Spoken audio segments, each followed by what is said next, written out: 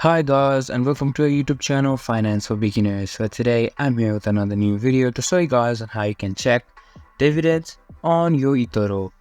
To do so, first of all, log into Etoro, and after logging into Etoro, you'll be on the home page.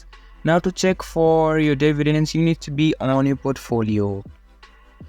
Here, be on your portfolio, not your watch list. Here you can see both are kind of similar, but make sure you are on a portfolio. After you are on a portfolio, you can see this 3-bar option with the gear type on the top right hand side of the screen. If you click on this, you can see a customized column option, where now if you go on to the average open, here you can see an option for fees.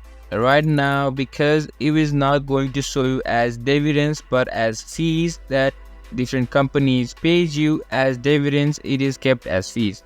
If you simply click on the fees option now and click on apply, you can see the dividends that the company pays you under the column of fees. And that is how you can check for dividends on your Etoro. This was for this video, and I hope you guys find our video helpful. If you do, make sure to leave a like, subscribe to our YouTube channel, and hit the bell notification.